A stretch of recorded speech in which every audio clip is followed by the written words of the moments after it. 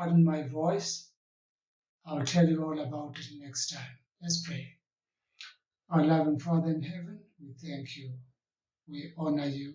We praise your name for yet another privilege to come before your throne of mercy and grace this afternoon.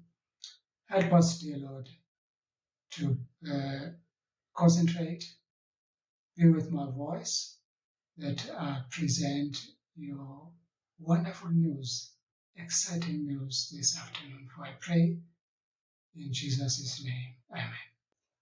I'm your host today. I'll be taking you through this wonderful session that we have. Let me warn you before we begin. You might feel a little bit uncomfortable. I've been battling with this truth, saying, should I or should I not? Then I was defeated. I have to give it to you as it is, and we'll discuss it with you and see where it takes us, where it leads us. The song we normally sing is, where he leads, I will go. It doesn't matter then where he leads, then I will go. Let me begin by sharing with you a scripture not related to what we're going to read today. It's Acts, book of Acts, Acts chapter 16, verse 5. But the Jews were jealous, so they rounded up some bad characters from the marketplace, formed a mob, and started a riot in the city. They rushed to Jason's house in search of Paul and Silas in order to bring them out to the crowd. But when they did not find them, they dragged Jason and some brothers before the city officials, shouting. Get what they were shouting? These men who have caused trouble all over the world have now come here. That was verse 6. I like it in the King James Version. It says, these men who have turned the world upside down are now here. Let me promise you, today's presentation might turn your world upside down. Let's get to it now. Remember, we ended on verse 28 last time in part 5 of our session, and we're beginning just there so that we can smoothen and catch up very well there. The king of the north will return to his own country with great wealth, but his heart will be set against the Holy Covenant.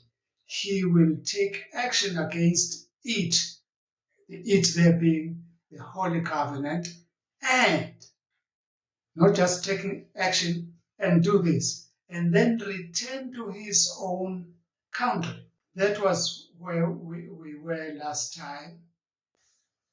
Note a few things here. One, we should note the two returns. I said last time, please note the two returns that are found in this verse. The first return is when he was returning to his own country, all right, the first part of verse 28, and then he had this great wealth. That was the first returning. And the second return, but his heart will be set against the Holy Covenant. As he's returning, he's eyeing that Holy Covenant. And then he says he will take action against it and then return to his own country. That means he is going to come back. And when he comes back for nothing except to deal with this Holy Covenant. That's the second return in this verse. Now, there's a little bit of a controversy that you are going to find here. Let me prepare you for it. Let's do a short review quickly, which we also did last time, and so that we can refresh our minds clearly, because it's been a whole week in between. We said we should note that it was not the fourth beast. And let me point at the fourth beast. This is the fourth beast. This is the fourth beast of Daniel 7. What we should remember is that it was not this beast that uprooted the three other horns. There are the three other horns there. It wasn't the beast, but it was this horn that started little. This horn that started little, and then it grew to have a mouth and eyes like a man, and began to speak big things, great things, or blasphemies, as how King James put it. It began to speak blasphemies against who? Against my Creator, my Maker, my Redeemer, my everything. That's what I don't like with this horn. All right. So far we've just identified the fourth beast. We said the fourth kingdom has just kicked in. That's what we've done so far. And what has kicked in so far is what we call the pagan Rome. Rome came in twice, being one kingdom, one empire, but came in twice. It came in as a pagan, and then a later stage, we're going to begin that in this session when we begin to look at the papal Rome. As we are having now, we are having a papal Rome. That means the Roman kingdom whose head is the Pope. That's what we call the papal Rome. We're going to see how he came into the picture today. So we have noted the Republican Rome as a kingdom. It started there.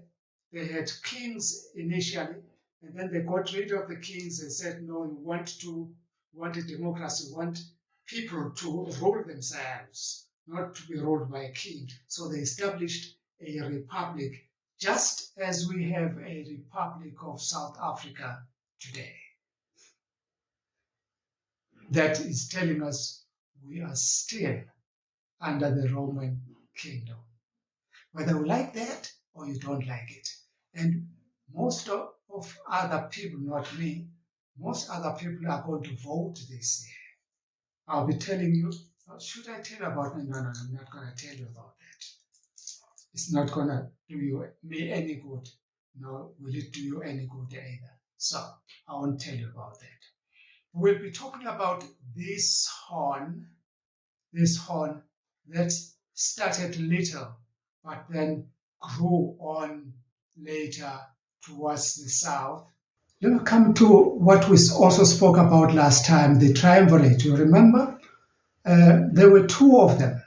Yes, there were two triumvirates last time. Put it simply, there was a first triumvirate and a second triumvirate. First one and the second one. Let me quickly whisper to you this one. The first one, this one, let me point at it. This one is the first triumvirate, this one, where you see Julius Caesar, Pompey, and Crassus. That was the first triumvirate. That was not official. It was just a gentleman's agreement. It wasn't sealed on paper. It was just friends who simply came together and said, hi, man, we have such a big kingdom and we're such good friends. You take this part of the kingdom, I take that part of the kingdom, and make sure that our paths don't cross anywhere. That's what this one was about. I will not read to you all of that one that about 70 BC and all of those things. You can read that yourself. But I want to talk to you about this, what we call a second triumvirate, the golden one there. You see Mark Antony And you see Julius Octavian, it's Octavian Augustus, not Julian, it's Octavian Augustus. His actual name was Octavian, and then when he came to the throne, he was called Augustus. And then there is Lepidus, who was a friend to Julius Caesar, and he was an armor bearer of Julius Caesar. And they said, now man, you have been a good friend of Julius Caesar. Now he's made that, let's include you into the triumvirate. And we'll hear more what the angel said there. But what I'm interested in there is this man, Mark Antony. Let me tell you a little bit about this Mark Antony.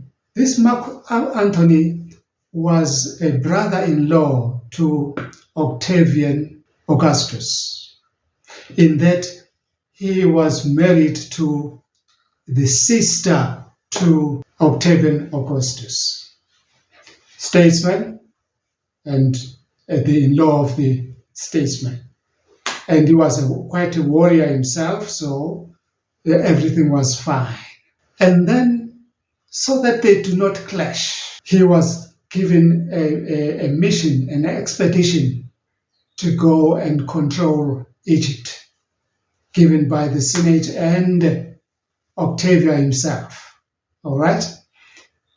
And of course, by that time, Lepidus, he was sidelined, and he wasn't, he was just a member of the triumvirate, but he was being sidelined. He wasn't consulted. He was, everyone, they just had forgotten about him. Just like that. We were saying this Mark Antony, who was married to Octavia, Octavia's sister, his wife as well was Octavia. So when he came to Egypt here, he was puzzled. He was, not puzzled. He was stunned. That's the correct term. He was stunned. It looks like he had never seen a beauty like that in Cleopatra. So his head started spinning around and even forgot about the mission. He started to say yes to whatever Cleopatra was saying. Remember that this Cleopatra had an affair with Julius Caesar. Now, Julius Caesar is no more, so she moved on. Now, there's Mark Antony here. Forgot that he's married now. That's nothing. So, he was tuned to quickly divorce Octavia, his wife. Yes, ma'am, divorced his wife, and so now he was under the tune of. And that wasn't palatable, let me say, palatable. It didn't sound well back in Rome, that by divorcing a Roman to take an Egyptian, it didn't make sense. So they tried to recall him. He would not, because now he was singing that now I'm having a kingdom here. Yes, I'm having a kingdom, so what is Rome and that one? No, I'm not going there. And then they had to forcibly take up arms at the Battle of Actium. That's where Mark Antony and Cleopatra. I wanted to tell you this story, sad story, that whilst the war was fighting on there, and I don't know what happened to Cleopatra's head. I don't know, because as Antony seemed like he was at the verge of winning the war, Cleopatra withdrew with her ships and with some of the foot soldiers. They left. That then made Mark Antony to lose the war. And both Cleopatra and Mark Antony, I'll tell you just about their end, but can Google it up in history and find that they both committed suicide separately. Of course, not at the same time, of course. So this is the part I wanted to tell you about. So the triumvirate now ended because Lepidus was sidelined, not part of this one, wasn't consulted anymore. So it fell apart, and Octavius, Augustus, and Mark Antony, after the divorcing of the sister, fought, and Octavius, Augustus, won. That means now he was at the helm of the entire Roman Empire. So now officially Rome is an empire. Now let's come to today's story. Verse 29, that's where we begin today. Verse 29 says, at the appointed time, he will invade the south again. That means to me, south had been invaded before. Now he's planning to invade south, the same south, for the second time. That is again. That simply leads me to that first one, the invasion of the south, where there was Mark Antony and Cleopatra. That was the first invasion. So when he says he will, at the appointed time, he will invade the south again, that means the same person or the same kingdom or the same government this time is going to come in and invade the same south once more.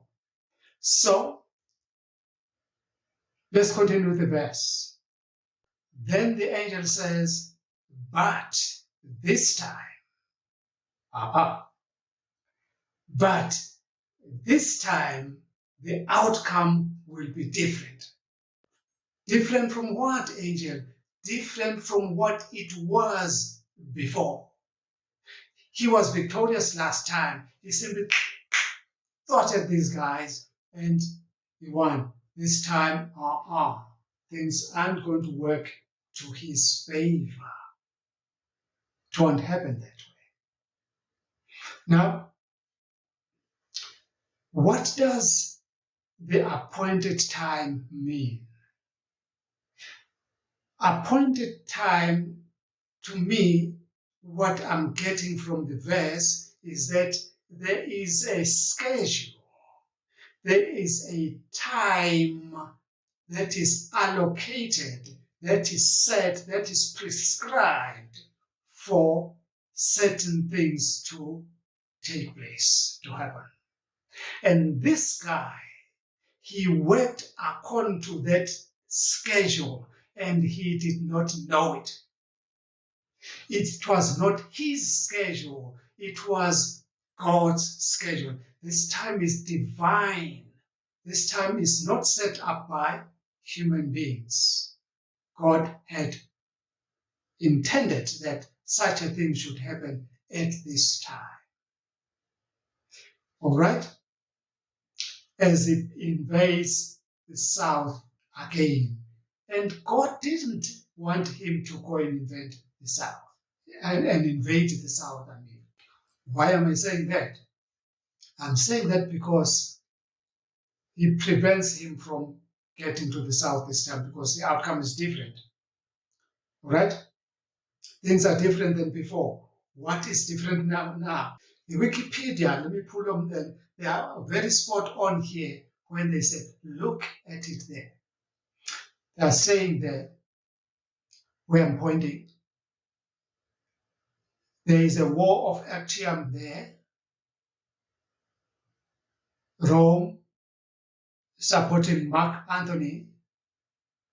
In the Ptolemaic kingdom, there is a fight.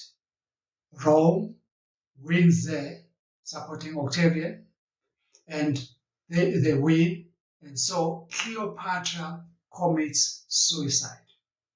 The same thing that Mark Antony did, but at a different time when he arrives back in Libya, where Lepidus used to be. So he had his men there. When he came there, he found that now I'm an enemy of Rome, now. I lost out in Egypt. I lost out Cleopatra. I divorced my wife. So I'm doomed. Yeah, I'm nothing. So he committed suicide as well. That's the story about that one. All right? But this is what they are saying else that I like about it.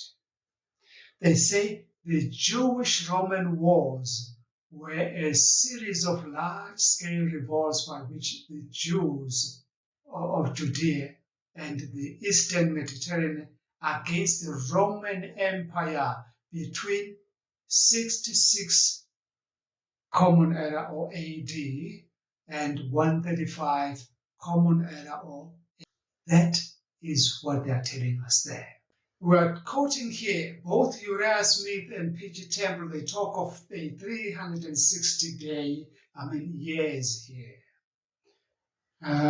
Yes, when you look, they are looking at the time, at the appointed time. All right?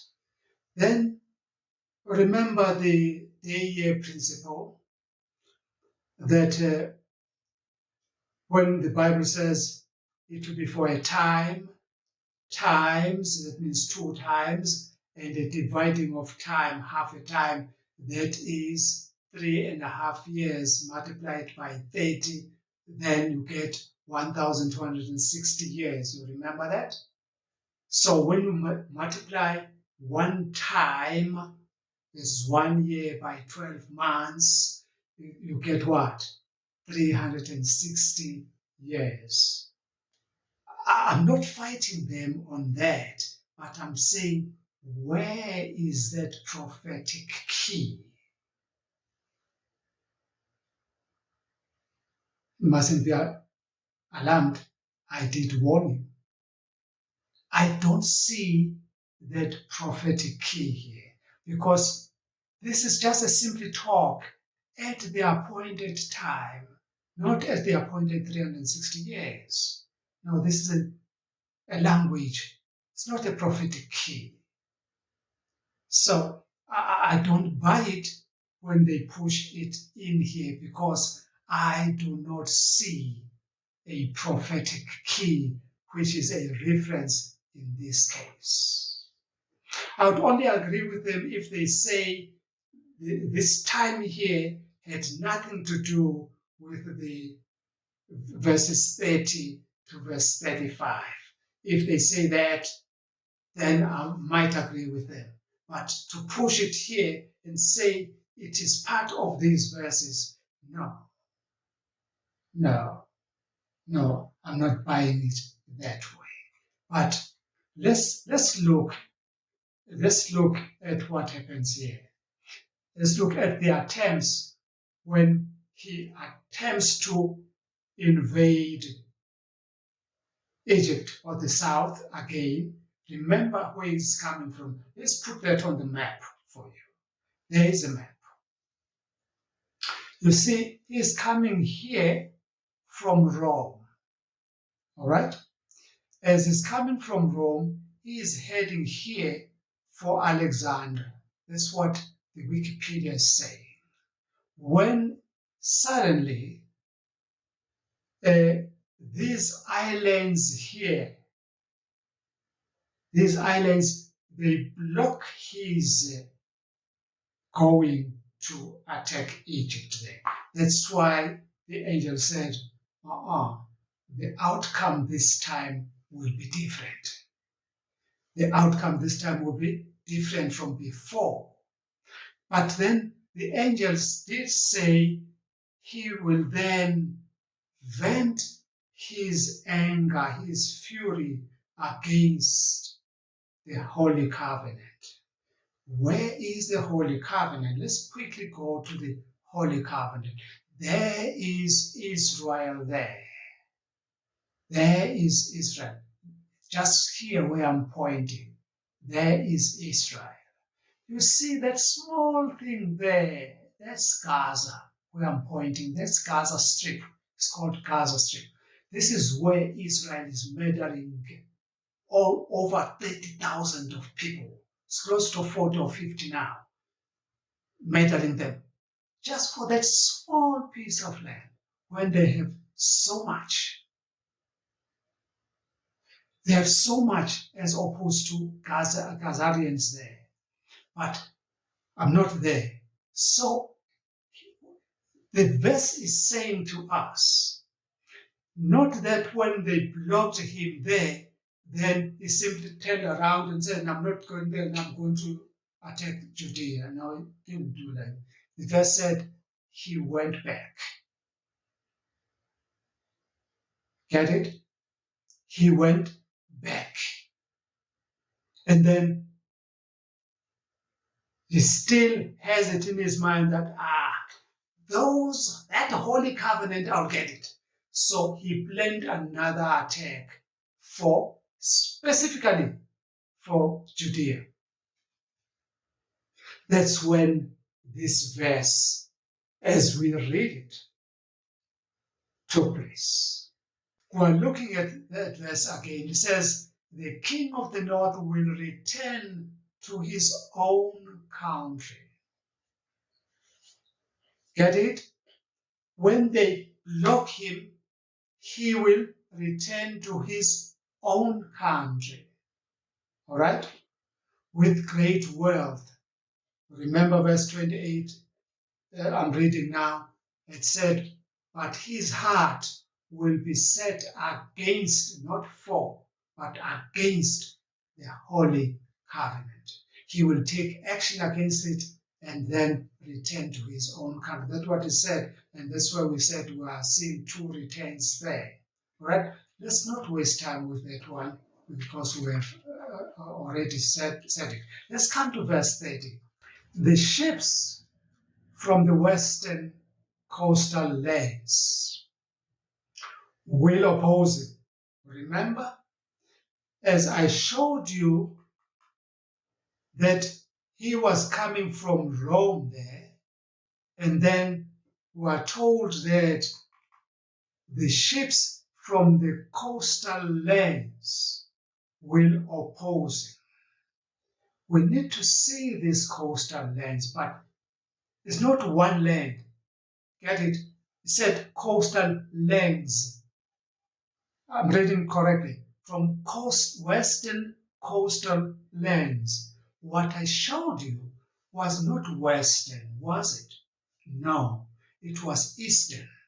Let me show it again. When I showed you this is not western. This is not west.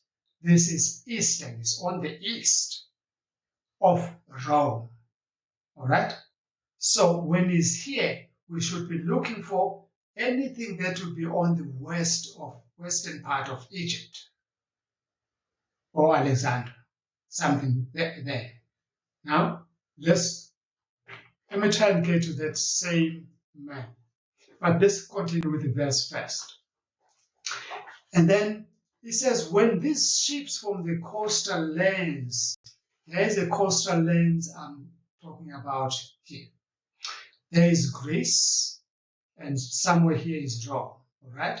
There's Greece, there's Turkey, there's Athens, there's Olympia, there's Mycenae, there's Cyrus, there's all of these coastal lands, all right? So they ganged up, they said, let's stop him. Let's stop him. And he listened. And you'll appreciate on the next slide when we talk about this one, how did they stop him? They made him turn back, but they did not block his ship. They made him turn back nonetheless. We'll see it. And we're told that then he will turn back. He was still en route going towards Alexander when he turns back on the sea, turns back. And then when he has turned back, then he will vent his fury against the Holy Covenant. He will vent his fury against the Holy Covenant. When he has turned back home, there's a back, then he plans now that he vents his fury against the Holy Covenant after turning back on the sea. Bear with me, we'll be going steady on this one. And then we're told that when he has turned back, he will return and show favor to me. This return and this turning back are not the same, but they are interlinked.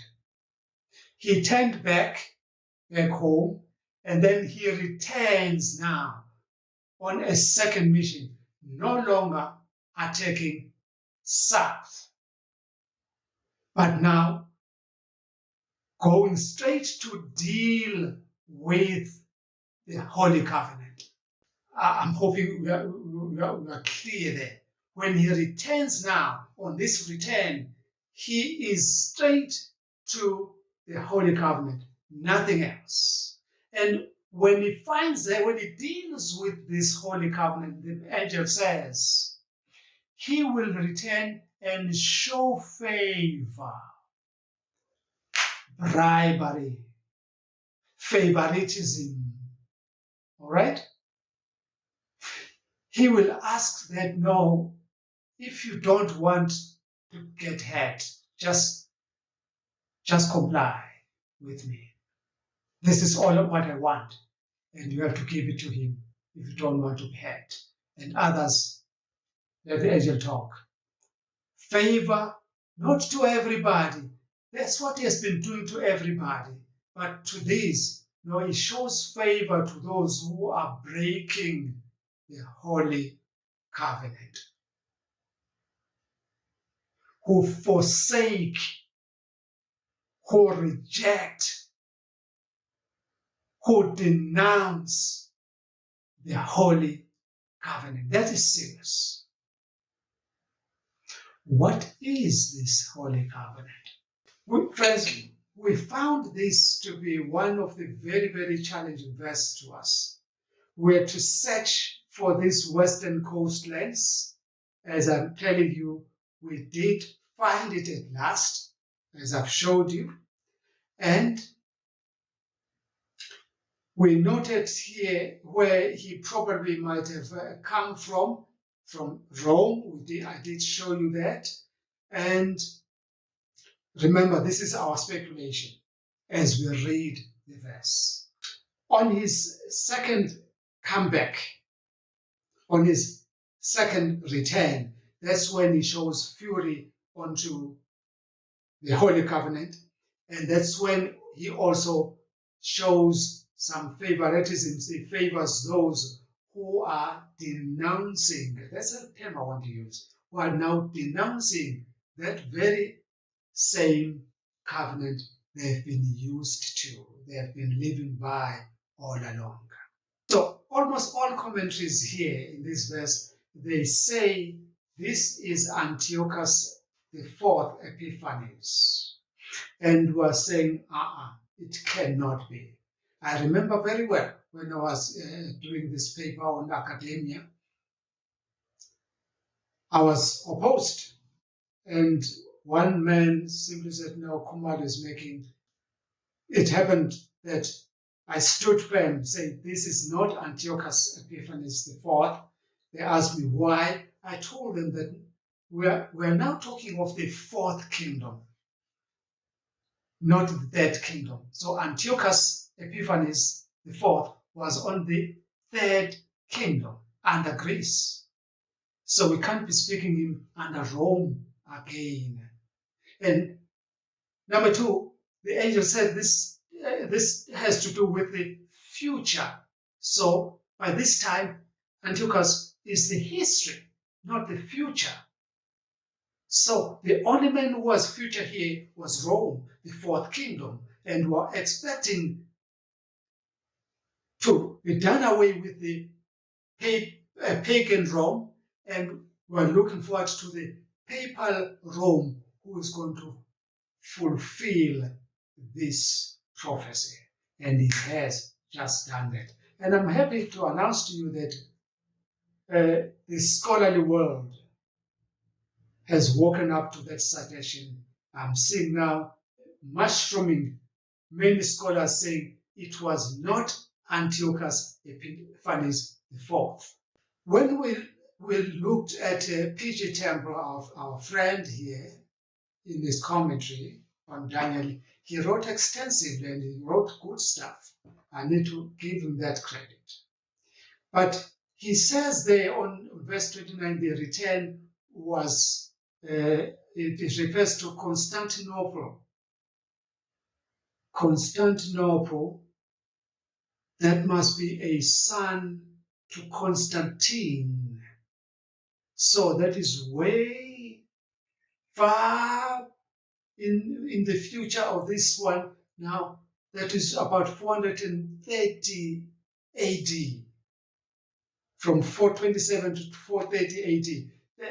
Once I see Constantinople, that is telling me that. And he says this is a capital kingdom of the Eastern division of the Roman empires, which was divided to the West and the East.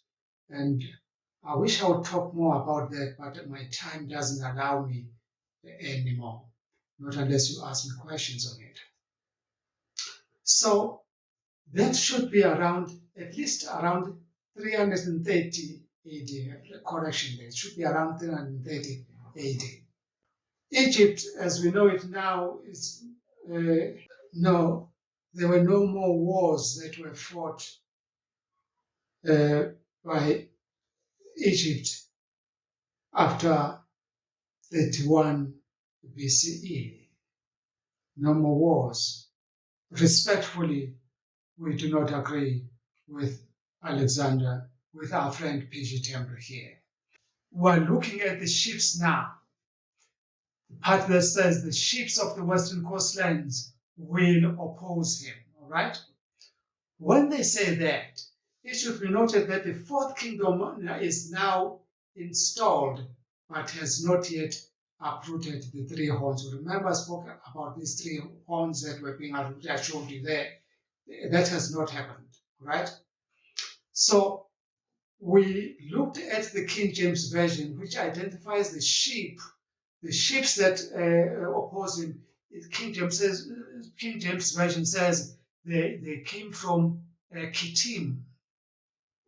Kittim. Yes. Then we have to search, where is this Kittim? Kittim. All right. From the Wikipedia, these were small islands around Greece. There is Greece, so there are these small islands around Greece. Now, there is a kingdom that is here. There is a kingdom that is here. I'm going to show you in a short while. Remember where I've been marking you. So, the question then is, what did King Nebuchadnezzar see in Daniel 2? I know he saw the 10 feet made up of partly clay and partly iron. What did the prophet Daniel himself see in connection with his kingdom? I know again, he saw that dreadful beast with 10 horns, all right, on his head. And he saw coming up one little horn that plucked up from the root 3 other horns bigger than it were there. So let's look at what was that. So if we follow P.G. Temple and Uriah Smith, who are now well advanced into 330 AD, then this is what they are talking about. They are talking about when the Vandals, the Hieroli, and the Visigoths, the Ostrogoths, and the others, they were attacking Rome, all right? They were attacking Rome whilst Rome was trying to go to attack and gather some more wealth in Egypt. And then they heard that things are not right at home. That's why he had to turn back the ship on the sea and go back to deal with the new fresh threat. And what was that fresh threat? The Vandals. Can you see the Vandals there? Where I'm pointing? The Vandals were attacking Rome right here. Also the Ostrogoths were attacking Rome here. Also the Visigoths were attacking Rome here. And then you see, really, he said, if I continue on the sea, I might turn back to no country, to no kingdom, no empire at all. That's why he had to turn at the sea. That's viable. Let's see what the prophecy had said in that regard. We're now on verses 31. Verse 30 had said, the ships of the western coastlands will oppose him, and he will lose heart. Then he will turn back and vent his fury against the Holy Covenant. He will return and show favor to those who forsake the Holy Covenant. Verse 30, I've read it to you. Now, verse 31, his armed forces, not him, not the commander. No. His soldiers, in simple language. His soldiers or his armed forces will rise up to desecrate the temple. Friends, I said to you, if we were to agree with the P.G. Temple, that's that time. But when I read verse 31, it's saying to me, we're not yet at that level, because the temple has not yet been desecrated. Although I read what P.G. Temple and Uriah Smith are saying. They're saying, I read it very well, they're saying, when this is the time now when the pagan Rome was falling and the papal Rome was rising up, gaining strength. And when the papal Rome rose up to take its seat as a Roman Empire, it attacked nothing else. There was a persecution of the Christians by then that had to stop because papal Rome had risen to power and stopped Christian persecution, and there was a lot of compromise that had to take place there. And P.G. Temple particularly says that is what is meant by the desecration of the temple there. But respectfully, I think we're not yet there. Why am I saying that? It is because we're not hearing about him. That's Constantine who did that. But we're told here that his armed forces or his soldiers. To me, that is around the year 63 to 75. So the actual desecration, you will see there were two invasions of Jerusalem around between 63 and 75 AD. There were two invasions of the temple. Remember, in Matthew 25, Jesus had warned his disciples about this one. He said, anyone who's on the rooftop should not come down and pick up his jacket, should get there and run to the mountain straight. And we are told that by history, all Christians who heeded these words of Jesus in the first invasion, when Rome retreated their first invasion, then they got a chance of running away there. Those were saved. And those that were slain, over 12,000 of them, others say over 30,000 of them, who were slain mercilessly there, was because they did not heed the words of the Savior. Christ had come to save us, not to destroy us. Had they heeded these words, they wouldn't have gotten into this mess. Then, the second invasion, they simply diverted water, made a trench to go outside Jerusalem. They said, well, if you can live without water, we can talk. But if you can't live without water, you need to open the gates so that we are here, know that we are here. And the zealots inside there were still fighting and saying, no, no gates is going to open here. We've got our soldiers. But there was no water. And the Bible says it was so terrible that women, mothers, started to eat their own babies. So terrible. Famine that was there. They are not getting water. I don't even know how they were cooking those kids, because there's no water. Or maybe there was too little water. They couldn't plant. So there was so much famine. That's when then, at long last, they got in there, they poked the hole that was sufficient enough for soldiers to go in there or through the wall.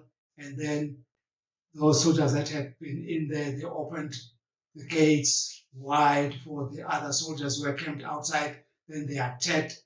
And then the commander, the Roman commander, made a special plea to his soldiers not to burn down the temple, but to protect it.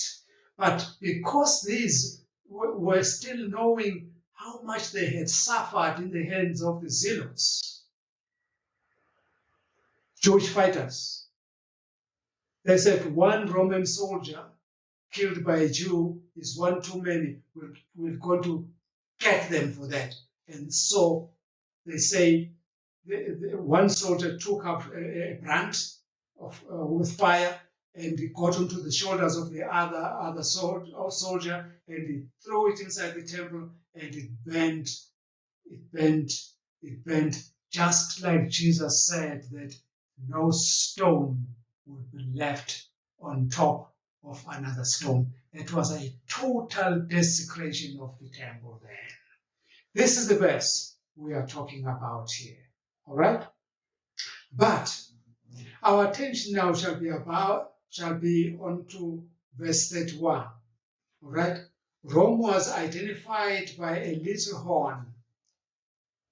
The whole beast was Rome, but the little horn here identified the papal Rome. Need to set record straight here.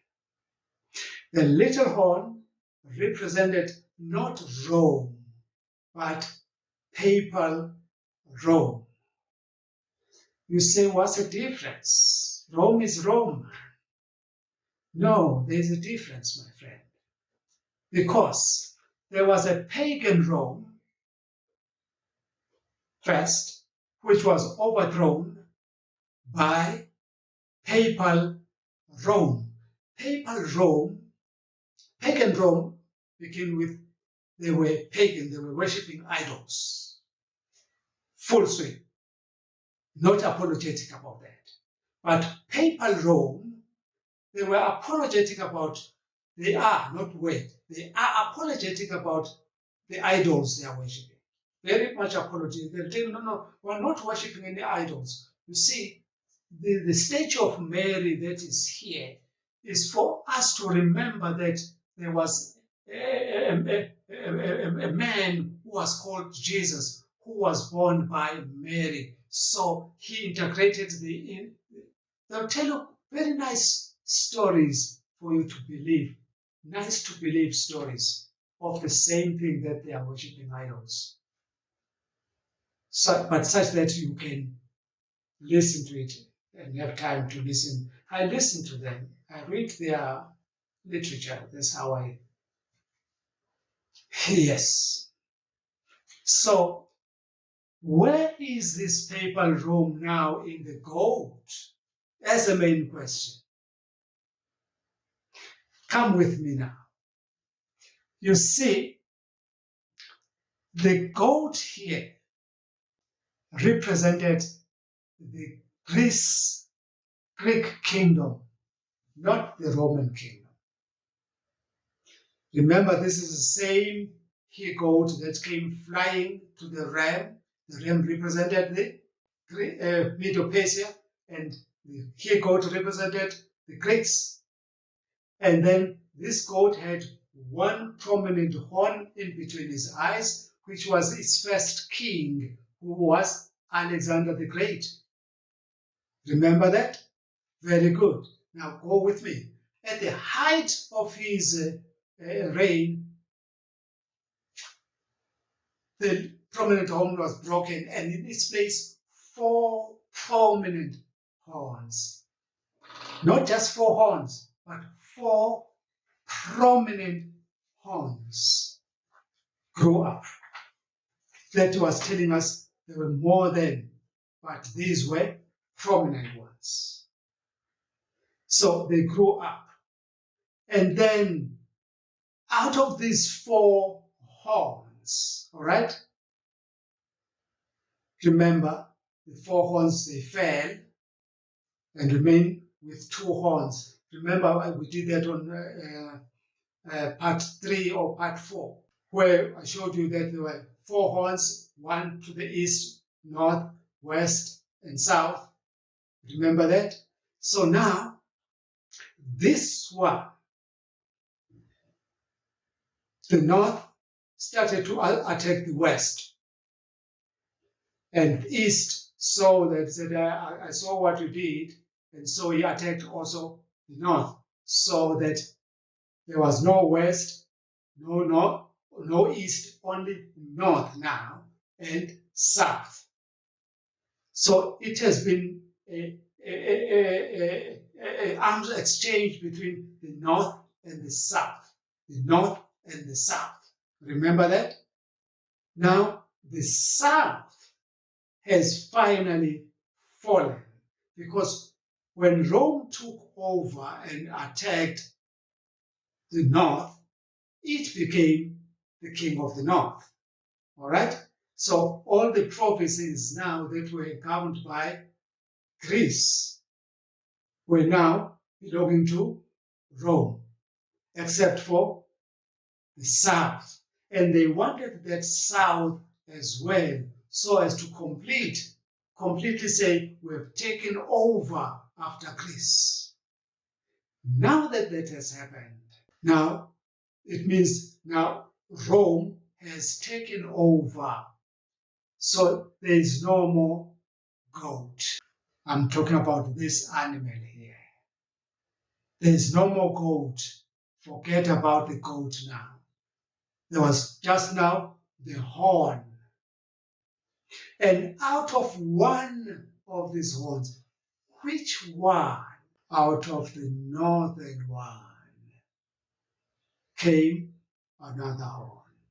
Out of the northern one came another horn, which started small. Remember, we're saying Rome, when we're talking about verse 13 to 18, we said Rome started little. It was still gathering strength, mobilizing its energies. Now it has conquered everything. So now it is a power to reckon with now. It's an empire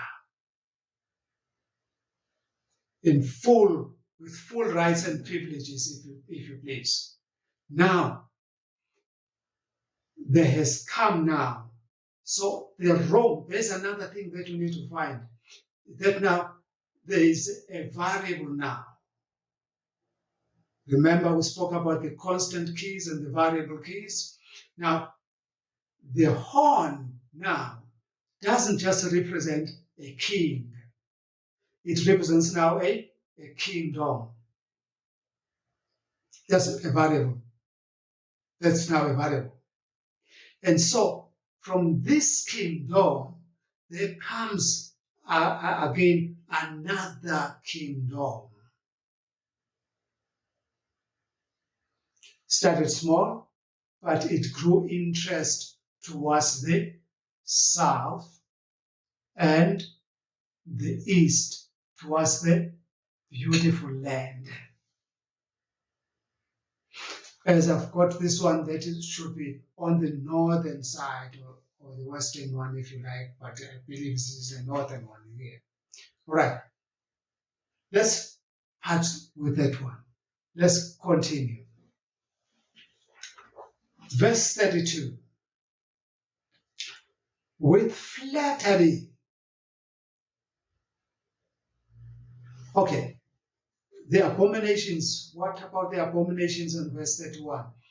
That's when the soldiers who were attacking the Jerusalem temple there, they threw it down, and they even sacrificed, they burnt it. Before burning it up, they started to throw down the sacrifice, the pigs and everything. The mere presence of someone who is not supposed to be there as a priest, is not a priest, was not supposed to be in the temple, but he was there as a Roman soldier. That was desecration of the temple. And moreover, they didn't have a day of rest, the Sabbath. They had no regard for the laws of that temple, because it now belonged to their God. Let's continue now. Verse 32.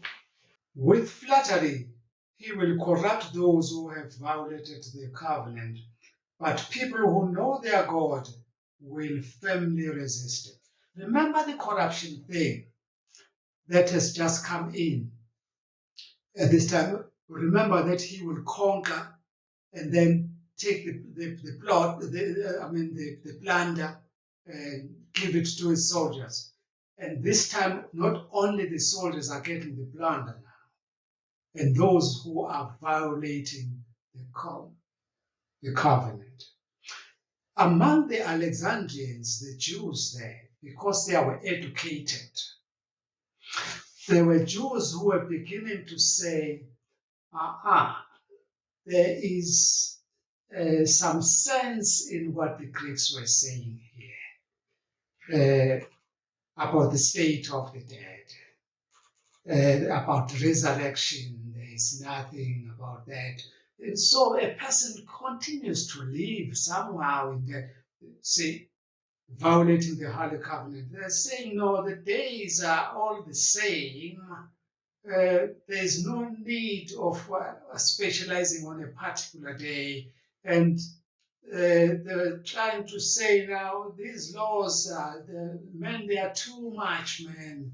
We need to be looking at something else. Because they are educated, they were arguing.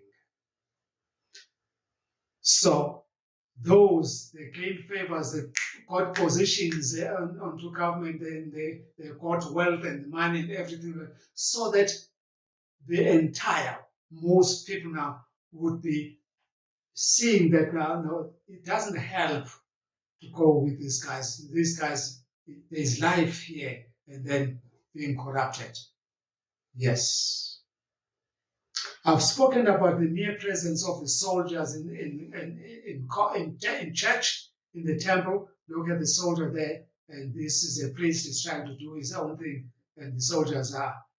So that was a corruption on its own, all right? So those were allowed, those were favored. I'll not talk about my own experiences there, no. Let's pass on that one. This is not about me. Verse 33, it says, but people who know their God will firmly resist him.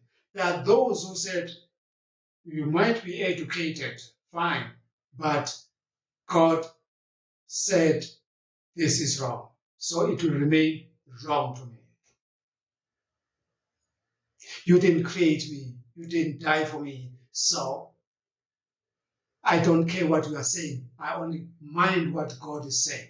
Those say, even in our days, folks, friends, colleagues, even in our days, people are surviving on corruption. Churches are standing on account of corruption. Verse 33. Those who are wise will instruct many, though for a time they will fall. There is a time again. That's not 360 days. No. It's for a moment. In the meantime, they will survive for a short time. All right? Remember Revelation 20, verse 6, that John saw the souls of those who have been beheaded for the gospel. They were crying there, how long, holy and sovereign Lord, will you revenge our... Remember that? These are the people now.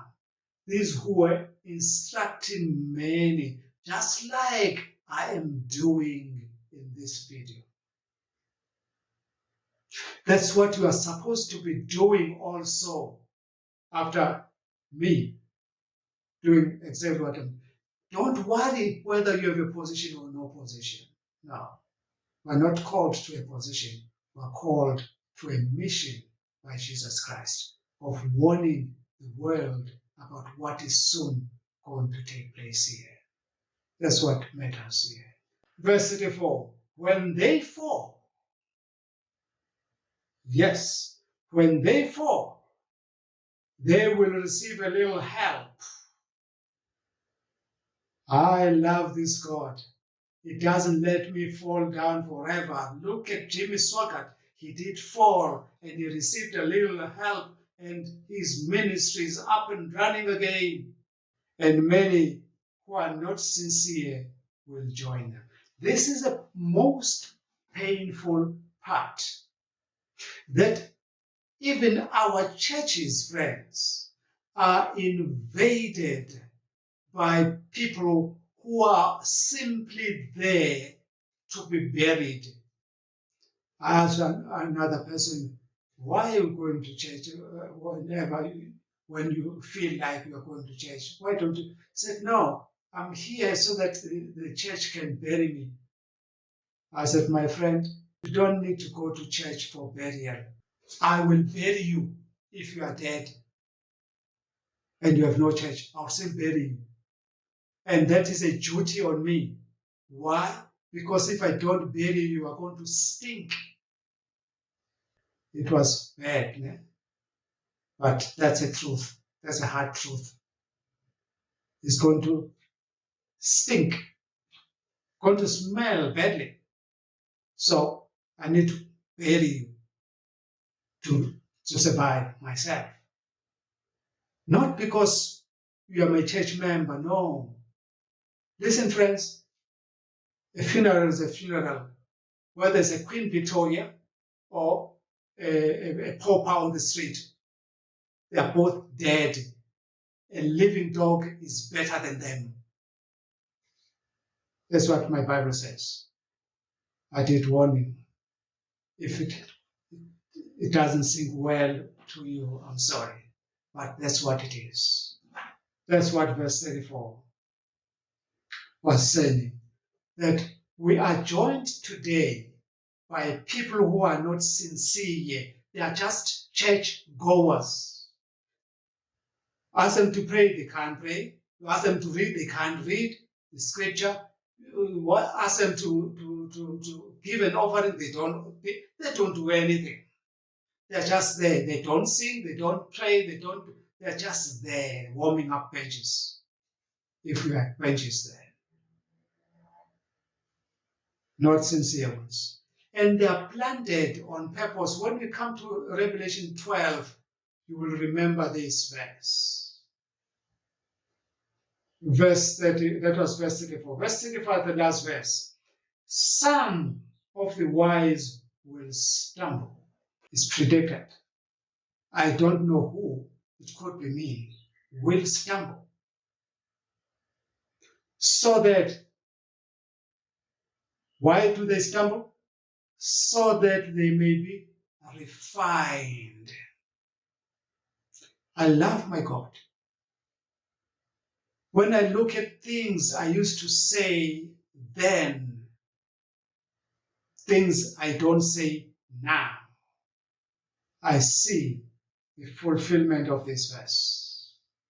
That some of us will stumble and fall to be refined, to be purified and made spotless until the time of the end, for it will still come at the appointed time. That is what God has said I must do with you today. That's why you have been invited to attend this session, to watch this video. By the way, don't forget, click that button there, like this video and share it. It's your duty. That way, many will hear this message and be saved just like you. Do it and do it now.